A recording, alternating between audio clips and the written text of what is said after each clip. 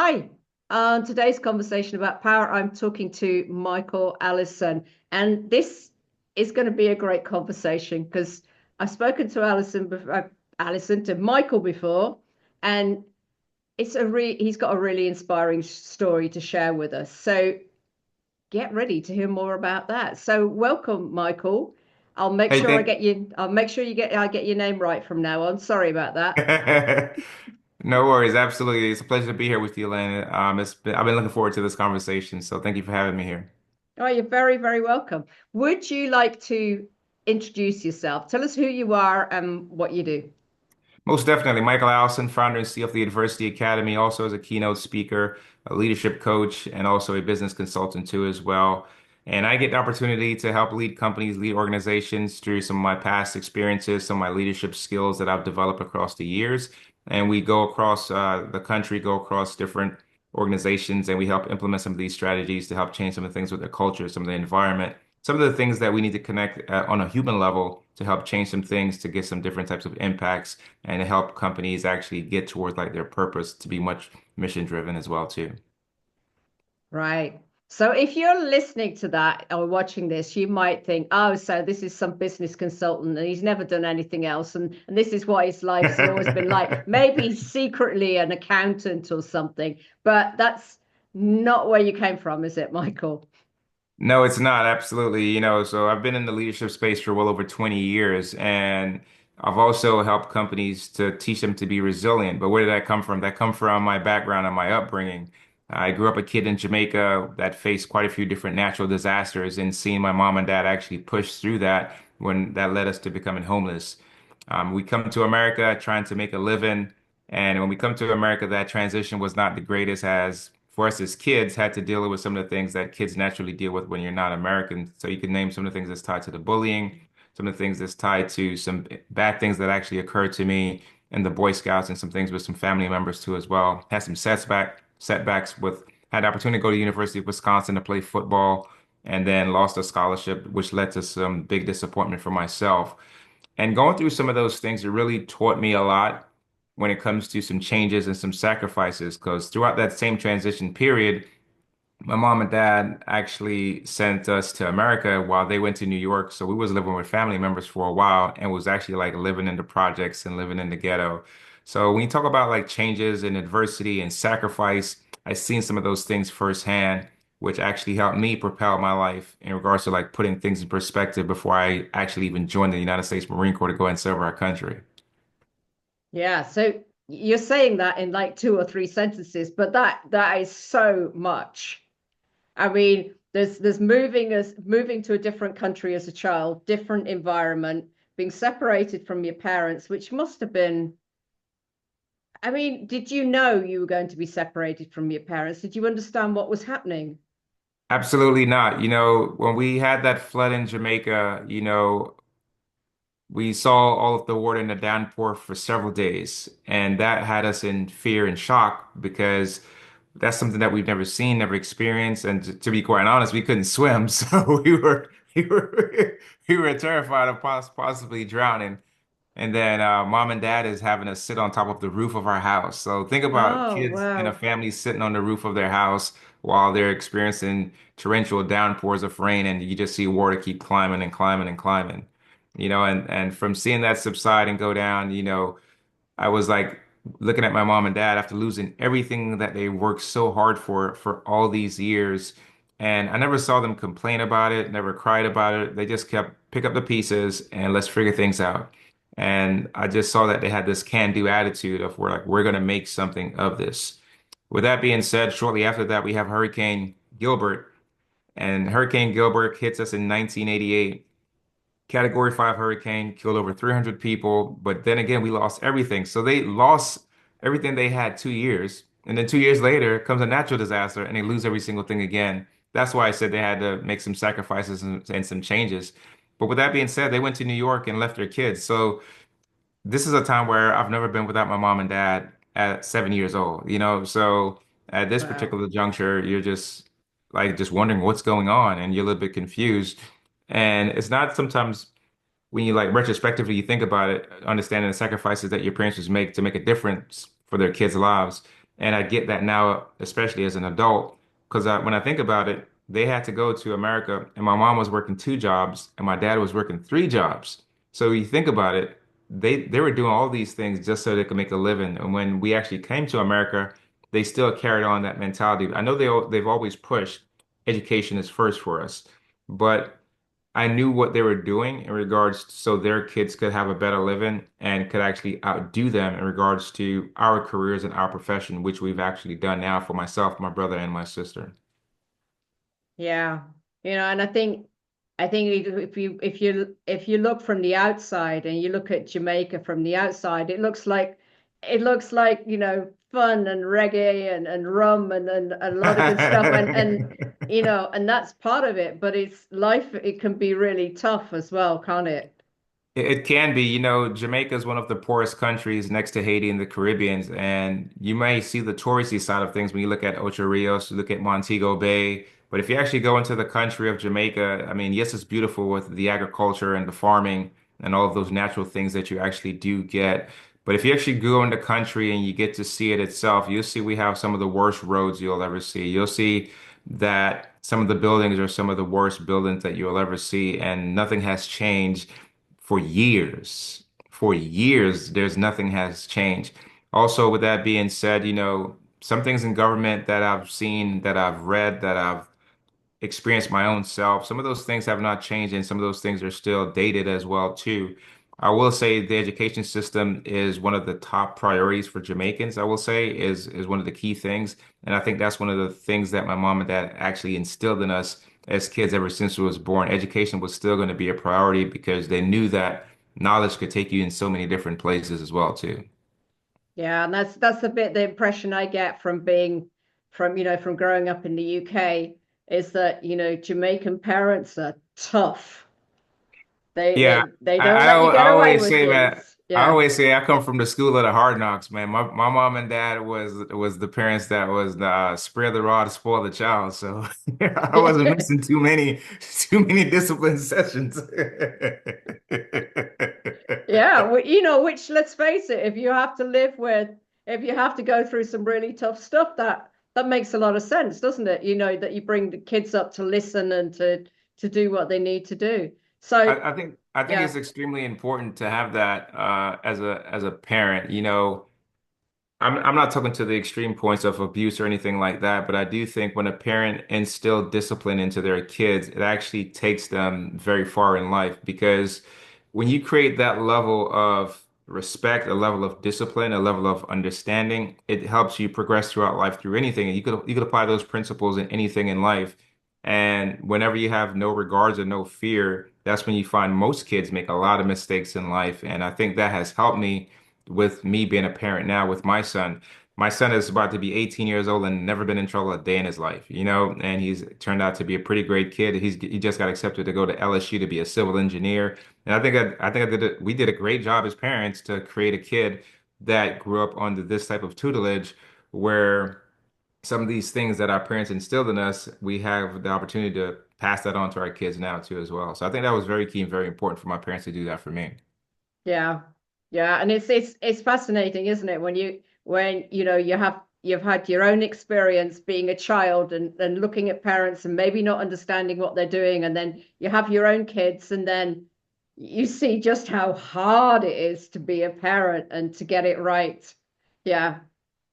Lynn, you know what, Wow. man? I thought about this the other day when my son he's getting ready to graduate here in the next 3 weeks. And when he was born, I was always thinking that, you know, I want to be the greatest dad and the best dad ever.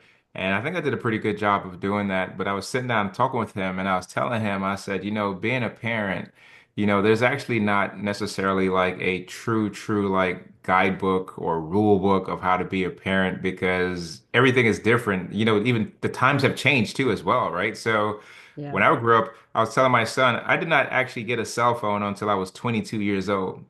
My son has a cell phone in his hand when he was about 3, 4 years old.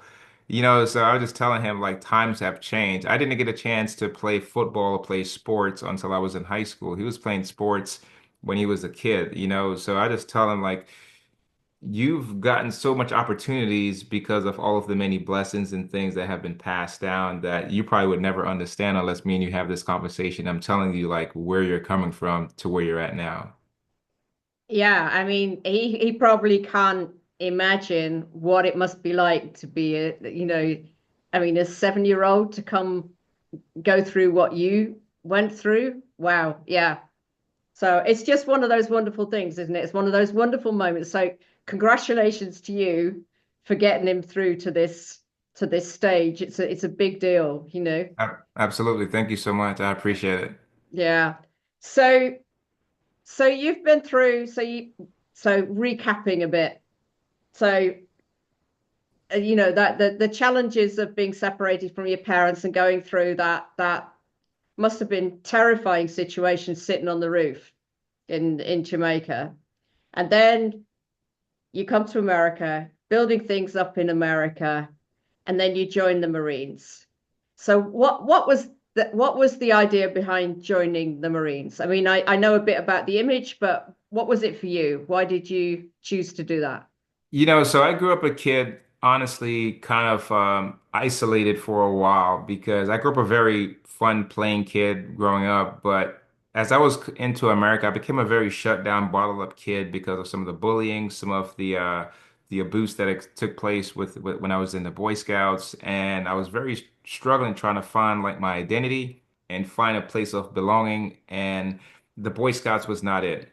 And when I played football, I really felt a part of like a team, felt part of a unit. And after I had the setback of the injuries, I knew that football was going to be the end for me at that particular moment. So I was searching for something, trying to find being a part of something. And funny story is I'm there at school and I'm getting ready to leave out of our chow hall. And as soon as I'm leaving out of the chow hall, the Marine Corps recruiter sees me walking and I look like a very sad person walking out of the chow hall. And he comes over to me and he says, "Hey man, let me talk to you for a minute." And he starts talking to me, tell me about the Marine Corps, tells me all of the great stuff about the Marine Corps, none of the bad stuff.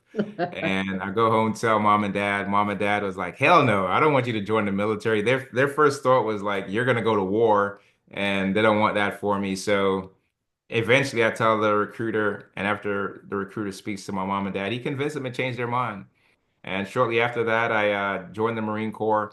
And joining the Marine Corps was kind of a bit of a new territory for me, stepping into something new because I've never had a family member that actually served, but I was always looking for being a part of something where I could actually find my identity, find myself, and grow into something that at that particular moment.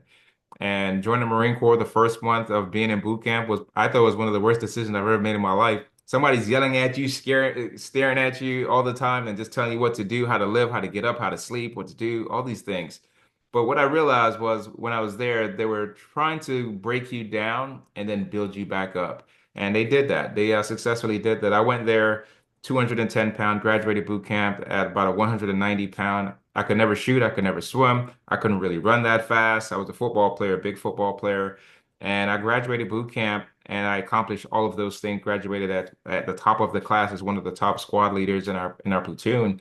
And it was not through me just figuring things out on myself. I really had to start deep and then trying to like have that perspective and have that different type of mindset that's going to teach me to be resilient. But where'd that come from? That comes from all the things from my childhood, all the things from my past that allowed me to push through tough times, push through tough situations so I could be much more resilient. And once I started doing that, I found that success came with that. And I just started applying that throughout my life. Went through boot camp, joined the military, and I really did not know what this was all setting me up for when it comes to leadership. And 9/11 hits, and after 9/11 hits, I'm there on the base and they're shutting down the base and my mom and dad calls me, "Hey, are you going to war? Are you okay?" I'm like, "What are you guys talking about?" And after we started talking, I get off the phone with them and they're telling me, so I go try to see it for myself. I see it on the news that our twin towers just got hit.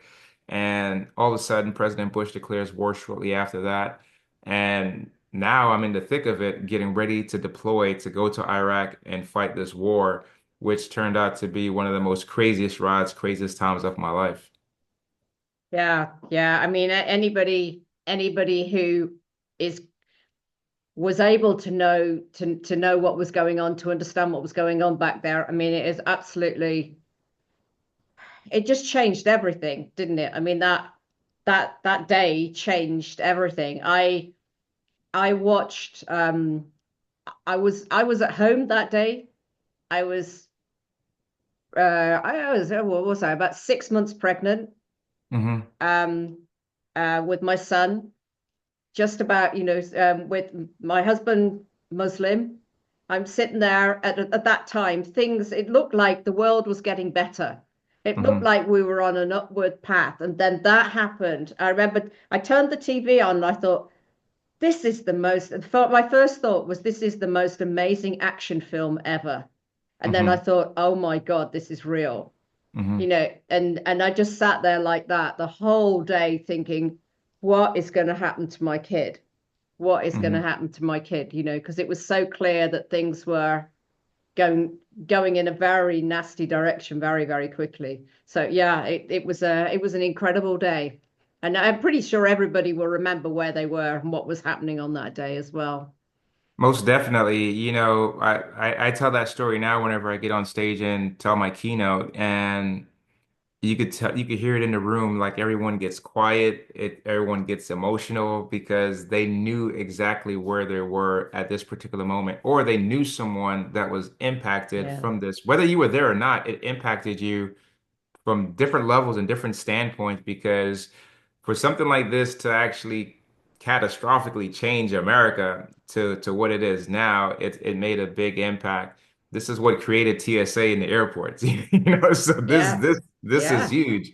This is huge with what took place.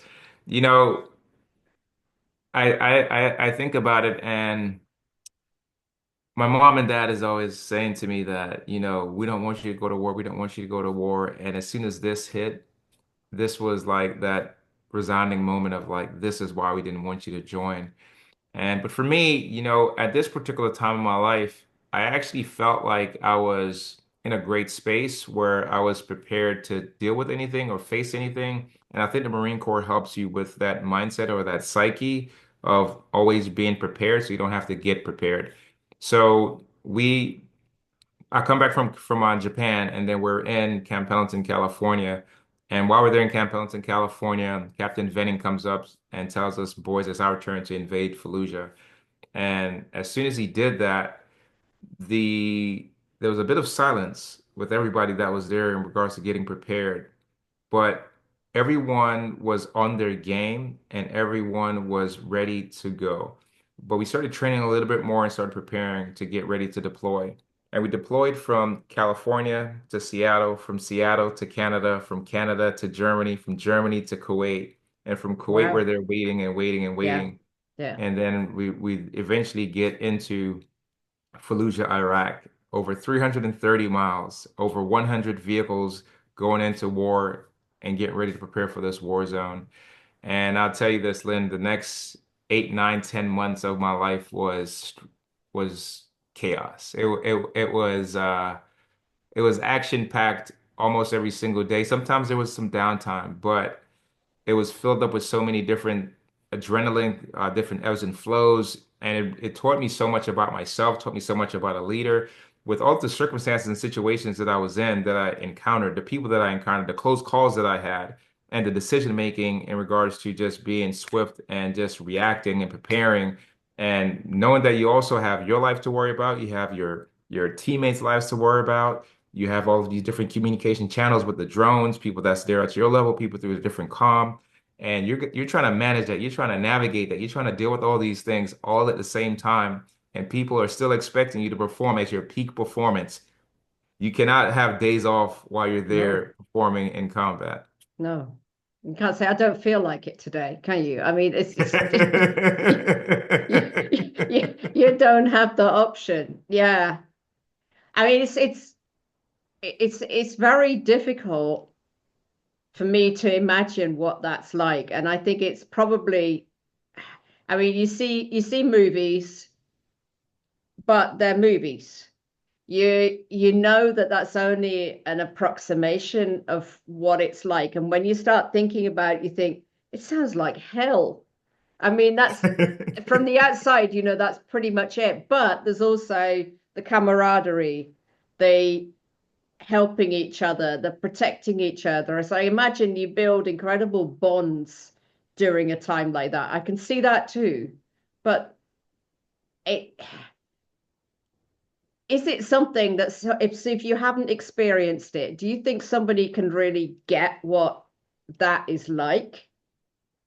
I think from stories, people could understand it and grasp what it is. And I think when I share that and try to relate that to other people, I tell them how to apply that in different aspects. So, when we got to Kuwait, or prior to that, I share two sides. So prior to me getting into Kuwait, we were training in California. But at that particular moment, as a team, as a unit, it's about 64 of us, and we're there in our platoon.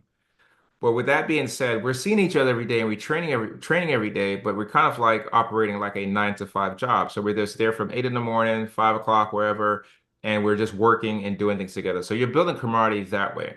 But then at the end of the night, everyone still is going back home to their families, back to their loved ones. Once we got to Kuwait, it was just us. So we started building a bond. We started building a brotherhood. So I got to know every single thing about your mom, your dad, your brother, your sister, your girlfriend, your childhood, how you smell, what you don't smell, if you shower, if you don't shower, if you brush your teeth, if you don't brush your teeth, you name it. So I got to know every single thing about you. But it developed a bond to the point of like where friendships and so much things have been forged together to that point of some of these same guys that I've served with, we're still friends 20 years later. And that's what that did. So when you think about it from a corporate standpoint, for an organization standpoint, for you as a leader, yes, you guys come to work every single day and you guys work together. But what are some things that we could do to help bolster and build our camaraderie as a team? Could we start doing more retreats? Could we do more workshops? Could we do other things together to build with that unity for our group, for our team?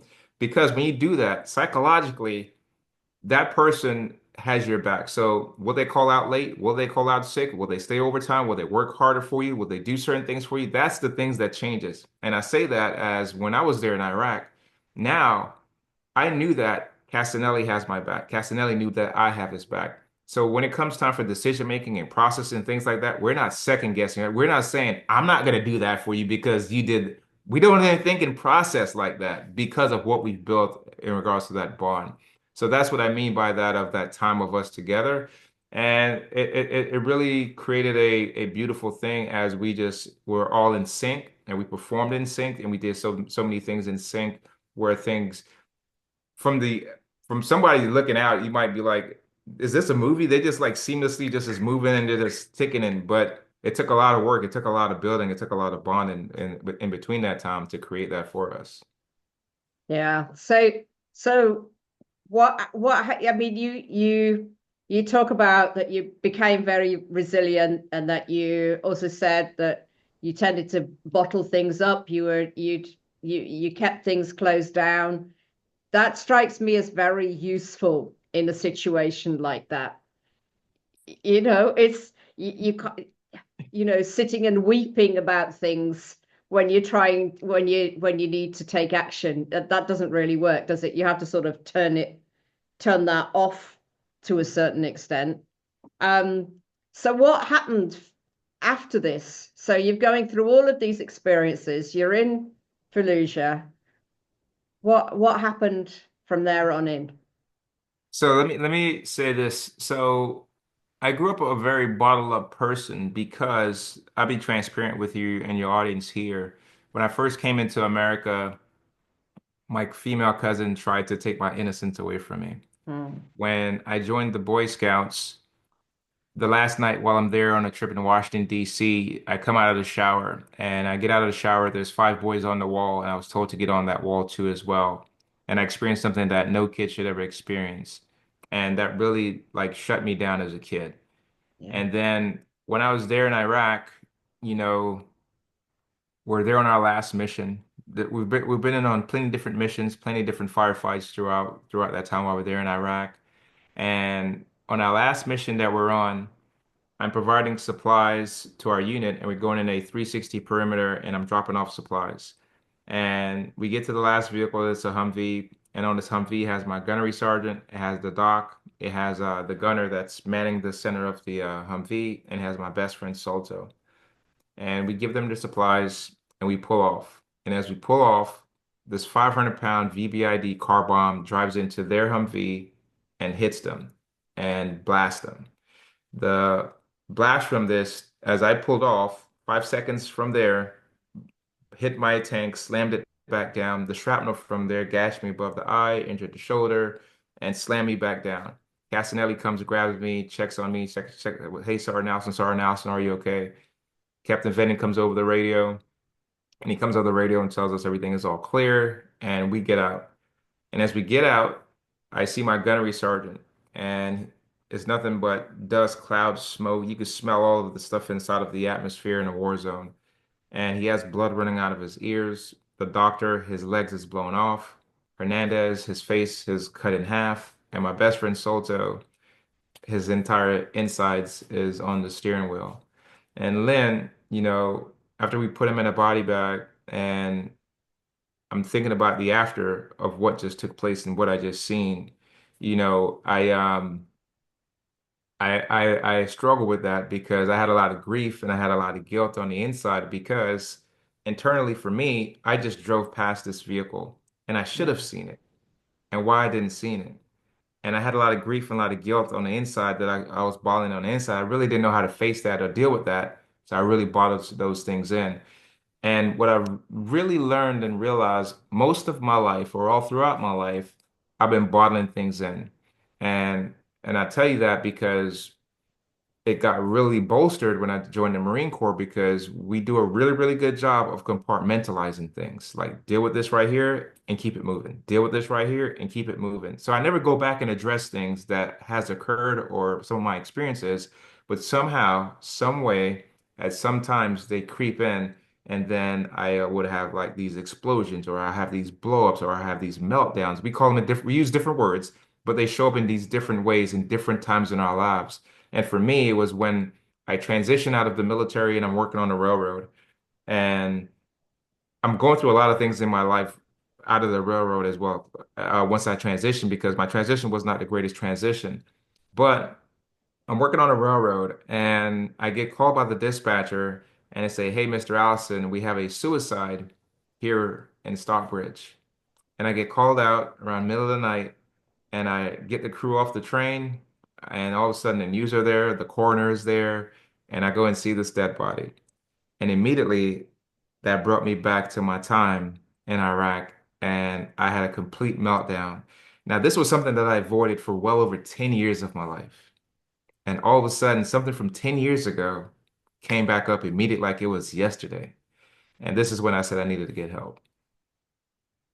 Yeah, I mean that's how it works, isn't it? And we can Yeah. bottle things up for a while, and it can be very functional for a while, but it always, I mean, it comes out. I mean, you're talking about meltdowns, things like that. It comes out in some way, doesn't it? And eventually, yeah. So then you needed help. Um, were you able to ask for help then, or was it you needed help but you didn't actually want it? It was a very tough transition for me, quite honestly. I really didn't know how to navigate that for someone that avoided something so long. So throughout that time period of 10 years, I've never been to a hospital, never spoken to a counselor, never talked to a friend or any of those things. So it was just Michael dealing with his own things on his own. And with that being said, that was not the best solution. I went through a marriage, got a divorce. That same time I got that divorce, I actually got a DUI and had to deal with all of the legal ramifications with the DUI. And eventually, when I did try to get help, I didn't think it was the best resources I was getting all of the help from because it was coming from so many different angles to the point of I got put on 13 different medications What? and my life was just very, very foggy. Mm. And eventually, I got remarried again, and that was not working out the greatest. And as that was not working out the greatest, I started losing my identity and thinking to myself, I had the identity of all the things that has occurred to me in the past, but now this new identity that I'm trying to give myself that I'm no longer a Marine, I'm a bad husband, I'm a bad dad, and it brought me to the brinks of trying to take my life and try to commit suicide. And, but it was in that defining moment, where things changed for me and things shifted for me. And that's when I said, you know what? Let me start become solutions thinking, solutions focused, and start looking at other ways of how I could change my life. And that's when I went to Rush University in Chicago, and they had this great program of working with veterans, of teaching them about PTSD, traumatic brain injuries, prolonged exposures, neuro-linguistic programming. And for me, it's because I really wanted to take a deeper dive of what's going on mentally for me, of why I'm processing, thinking of things, having these things going over and over. And that's why whenever I do the coaching, whenever I do my teaching, I talk about the three Ds: decision, direction, and destination. And under the decision piece was the identity. I had to start identifying what are some of the things that I am bottling in and I'm not facing. And once I started identifying what that was, then I had need to start clarifying what that was, the old me versus the new me. And then the last part to that was the verifying piece and understanding what are some of the lies and what are some of the truth that I've been telling myself over and over again. And once I decided to do that, then I started doing the direction piece and how I'm going to actually go on this new path to change my life. And then from there, I started building, started planning what that looks like, and then started navigating that, which ended me up there at the university too as well. Went to another program called the Veterans Program. Then I joined a men's group, a freedom group, and that actually helped change my life, being around a group of guys. And those guys changed my life, held me accountable. And then I got some coaches and mentors to help me strategize and get to a better place in my life. And then I got to the destination piece where I'm at now today. And the destination piece was could I get much more aligned with the person that I wanted to be. And once I started doing that, then I started just engaging and just sharing my story and sharing my life, just like I'm doing now with your listeners, with my book, with my talk, with my keynotes. And then the sustainable piece is because once you get to that level of peak performance and you're getting to the level of success, one of the key things that I learned in the military was that complacency kills. And if you get to a level in life and you feel that you're good, some people use the word, if you get fat and happy, you'll just stay there and it could bring you back to where you're at before. So I never wanted to get complacent. I always wanted to keep challenging myself and pushing myself. And I had to start implementing things to keep me challenged and pushing me every single day so I keep getting better and better and better. Wow. So I mean, you really went for it, didn't you? You really went to, okay, so I've got to do something, and now I'm just going to really learn how to live in a different way. I mean, that must have been a scary thing, scary place to be. I mean, you knew where you'd come from. I think anybody who's been through a major psychological sort of like transformation like that, you know where you've come from. You know you don't want to be there anymore. But as to where it is you're actually going to, you don't know, do you? Because you're in that process. You don't know where it is that you're going. I mean, that's a very brave thing to do. Anybody who's been through that process, will understand how brave you have to be to start on something like that. I I agree with you. I think you are one fearless moment of changing your life, and I had to step into that fear, and that fear actually like created a burning fire for me. And what I love throughout the entire process is going through that journey, and that journey has taught me to just become very, very comfortable with being uncomfortable and just taking me out of my comfort zone.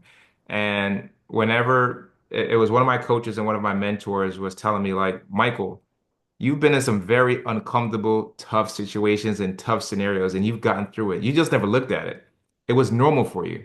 But not many people go through some of the things that you've been through that they would consider normal. And you've gotten through all of these things. You're a pretty resilient person, right? You've done more than most people will do or would actually do. Not too many people is willing to go into a war zone. Not too many people is willing to go through some of these things that you've been through, and you've made it through all of these things. So you already have it inside of you. You just need to dig deeper into that and step into those things and start owning that.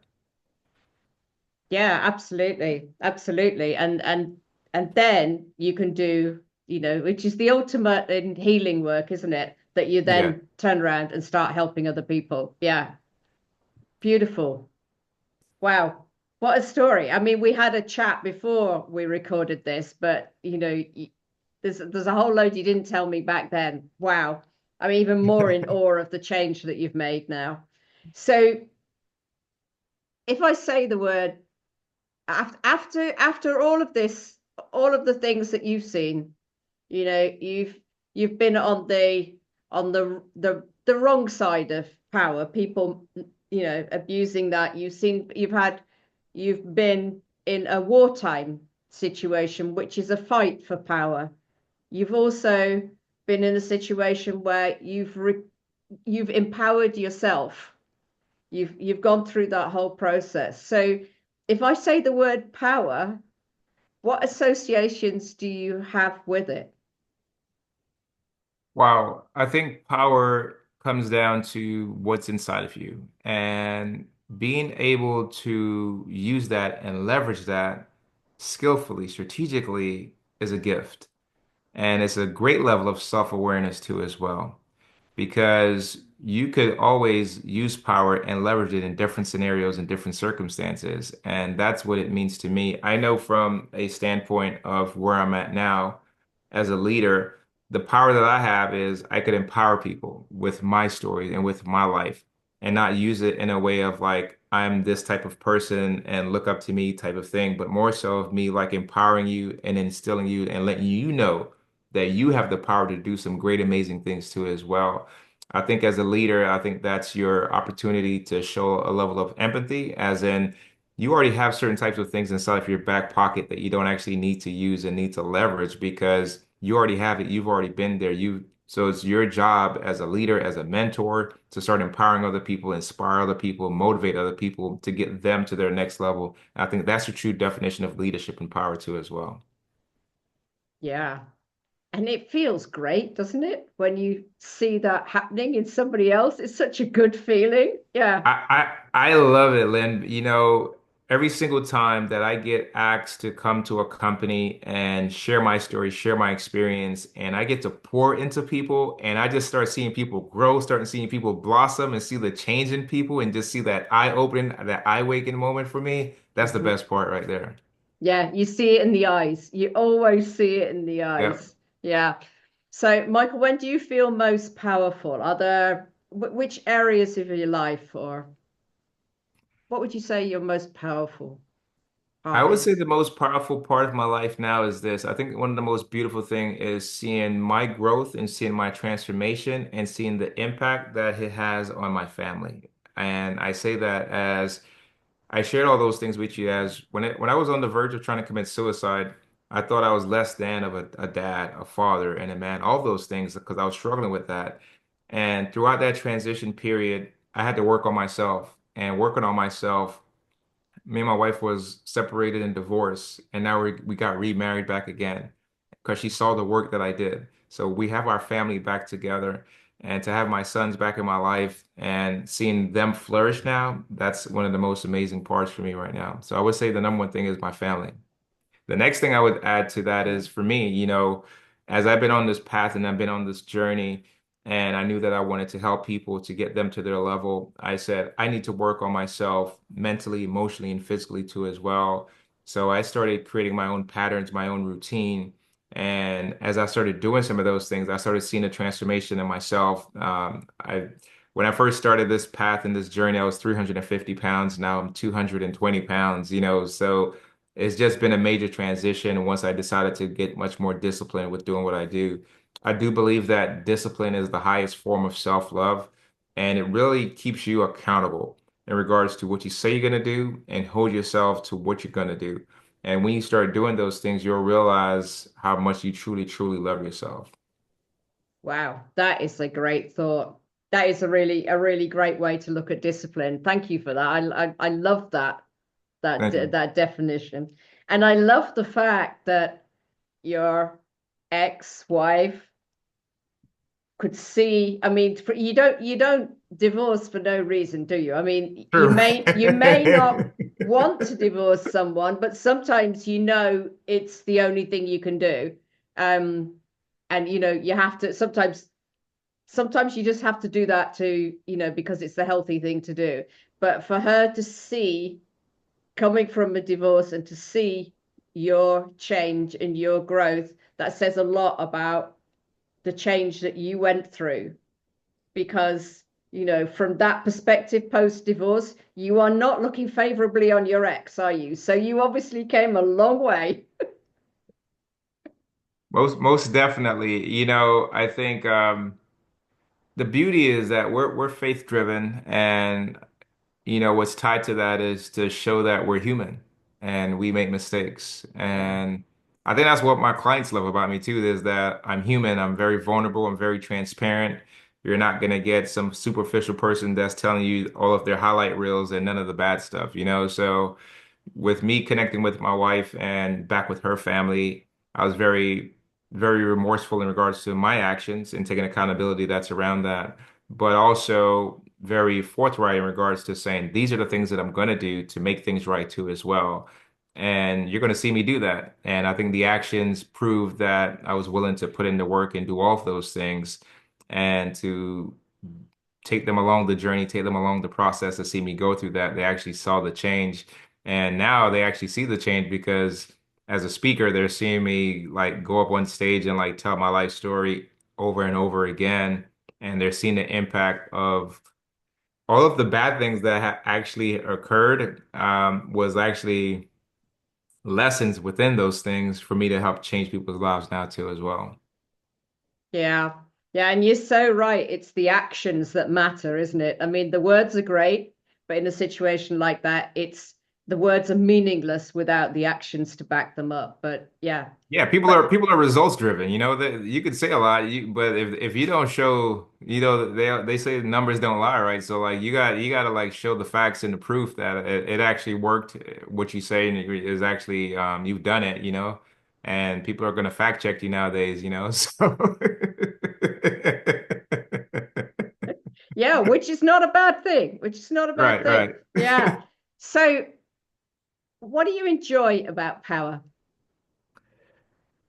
I enjoy just seeing the beauty of what it does for other people. I love the journey and the path that I've been through, but to be in a position now of where I'm helping other people, I think that's the ultimate beauty of what it is now. And I never knew that this was going to be what I was called to do, honestly. When I was a kid, I grew up always wanting to do art. So I thought I was going to be a painter, thought I was going to be an artist, a comic book drawer, something like that.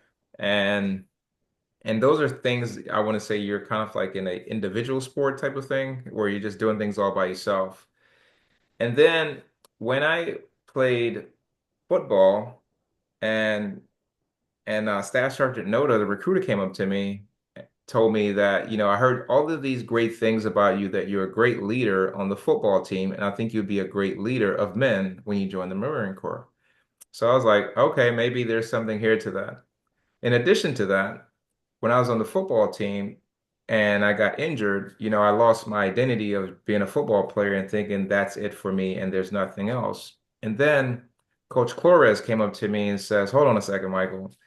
For the past 4 years, you've been a leader on this team. You've led us during prayers. You led us during the motivational talks. You've led us as a captain, all of these things on the football team. You have something inside of you that helps you connect with people and galvanize people. In addition to that, when I joined the Marine Corps as someone that was a part of first section, I'm there and my gunnery sergeant gets injured and I'm there left to lead first section. We have others senior staff on our team in the Marine Corps, but I'm the one that's told to lead our team and lead our unit. And I've always looked at it, why was I selected for something like this? And then it came back down to what was always told to me initially was that you do a great job of connecting with people. You do a great job of humanizing with people. You do a great job of relating with people. And that really came out of what we spoke about earlier. When we got to Kuwait, I got a chance to know everybody in my platoon. I knew everything about them. I knew what made them happy. I knew what made them sad. I knew what motivated them. I knew what kept them going. I knew. So when you think about that, I think as a leader and somebody that has power, you got to understand what makes a difference for people. And if you could be difference led, then you could understand what it is that people is looking for, what people need. You could understand what people needs emotionally. You could understand what pushes them, all those things when you're difference led. Mm. Yeah, it's in no way the same thing, but you're reminding me of, when I was when I was a manager, and I would spend quite a lot of time next to the coffee machine because that's where things happened. And I would be listening, okay, so what's going on in their lives? What are they interested in? What is frustrating them? All of that kind of information, because that was also how I could motivate them. So I always thought that if I can help somebody take a step in their own life, then they're going to be extra motivated. But to do that, Exactly. you really need to understand them and what makes them tick, and encourage them and challenge them as well. I mean, that's fun, isn't it? Exactly. That's Yeah. it. Yeah. So what do you do if you want to feel more powerful? What do you want to do to feel more powerful? I think the number one thing for you to do is this is you need to identify what's going to bring you joy for yourself personally. And once you identify what that is, then I think you need to surround yourself with like-minded individuals, like-minded people that's going to help pour into you so you could continue to grow and blossom through that.